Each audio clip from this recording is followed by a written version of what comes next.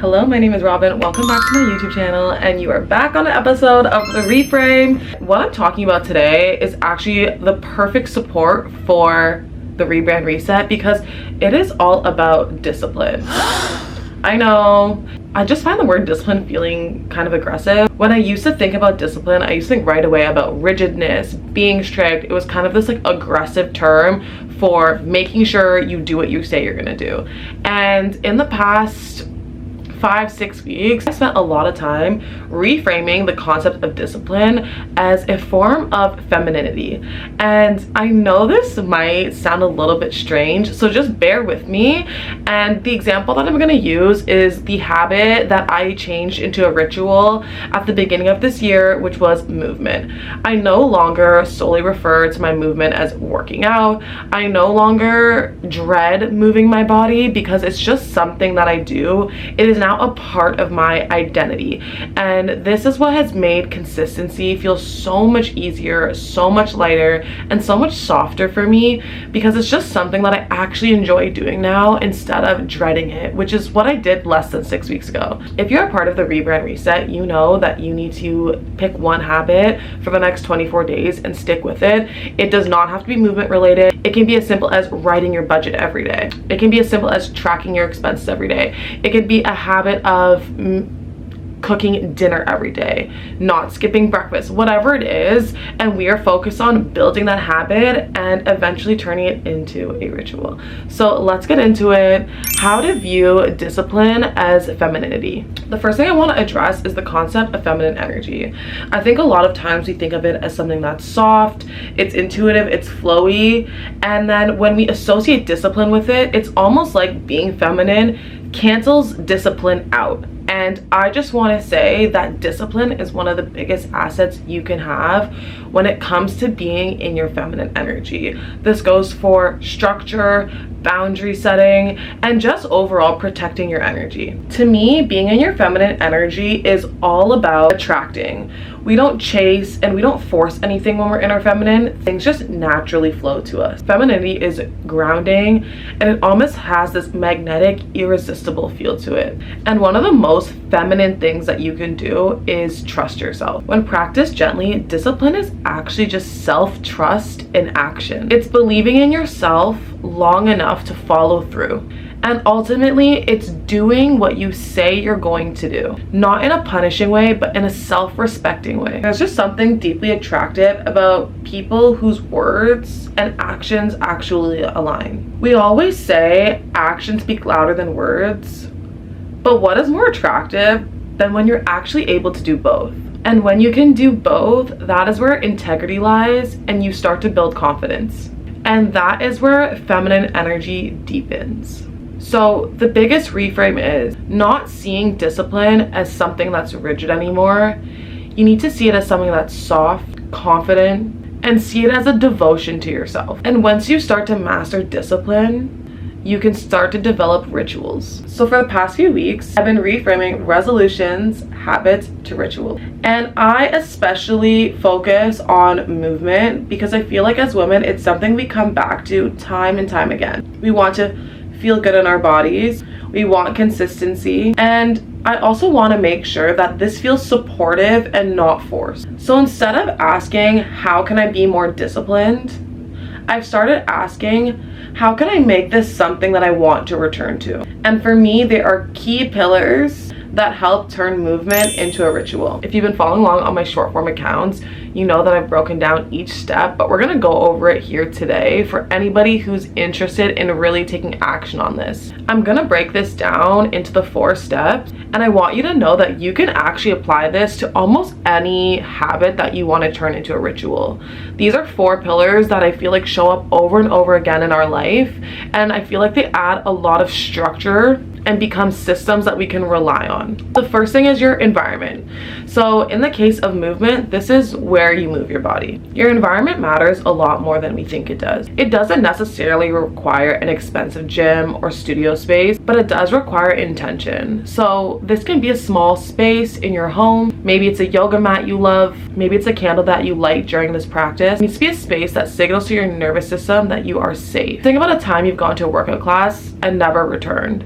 There was was probably something in the space that made you feel uncomfortable or not safe or not as calm as you would like to feel. So you need to focus on choosing an environment that your body wants to return to. The second thing is who you move your body with. This is ultimately about really knowing yourself. Some of us thrive in community, accountability, and shared energy, while some of us find consistency in solitude. Sometimes movement needs to feel private and sacred. Neither of these are better than the other. What matters is what is going to support your individual consistency. Sometimes we need a coach, sometimes we need a friend, and sometimes we need to just be alone. This awareness is what is going to close the gap between your intentions and your follow-through. So for me, I love group fitness. I grew up playing team sports, so I've always loved that environment.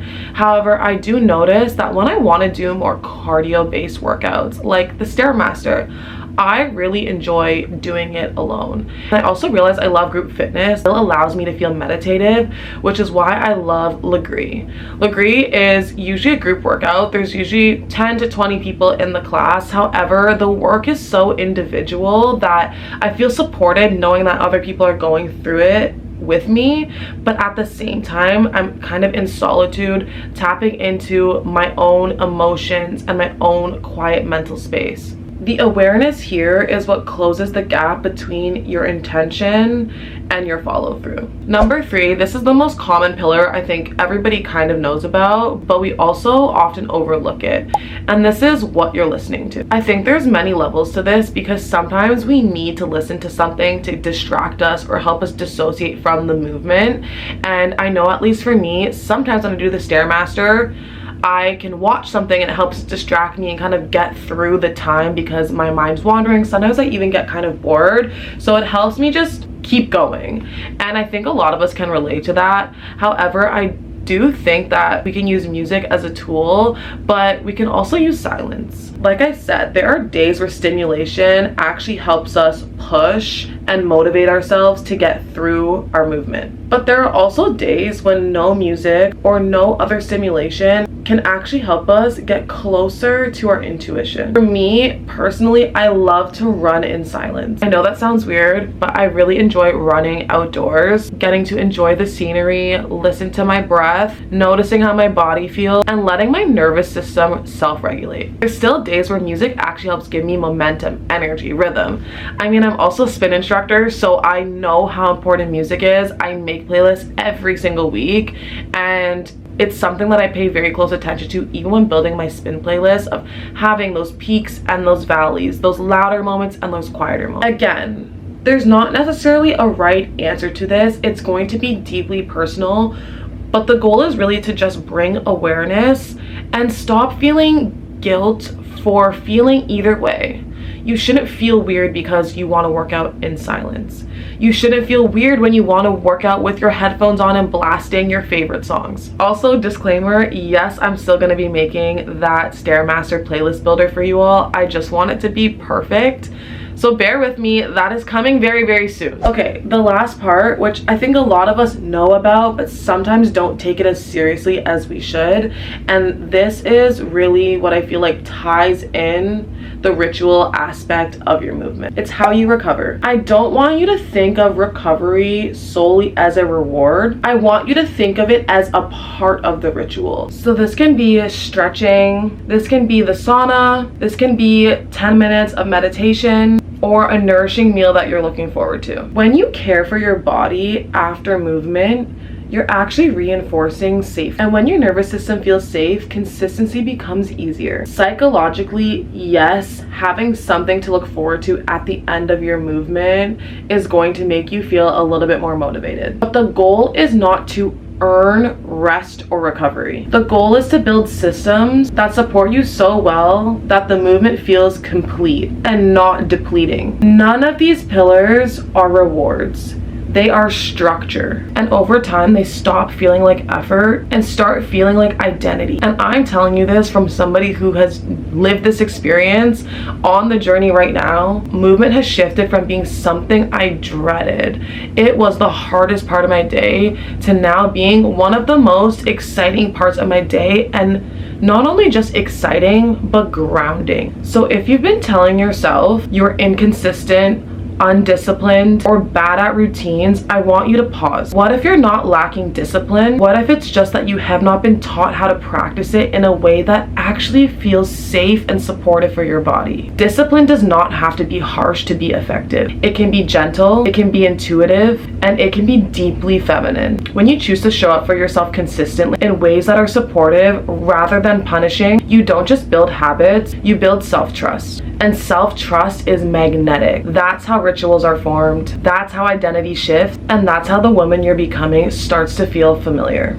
So I just want to end up by saying discipline does not need to feel rigid and strict. I want you to start to think of discipline as a support system for your goals, your dreams, your ambitions. And there's nothing more feminine than doing exactly what you say you're gonna do. And this is gonna make you feel so magnetic, so irresistible, and overall just safe. And that is the feeling I want all of you ladies to have in 2026. Please, if you have any questions, if you have any comments, if you have any thoughts, leave them in the comments. I am so happy to get back to you all. If you want to still join the Rebrand Reset, all you need to do is subscribe to my channel, follow on my Instagram, send me a quick DM, and I will send you our Rebrand Reset workbook. Have an amazing week, everyone.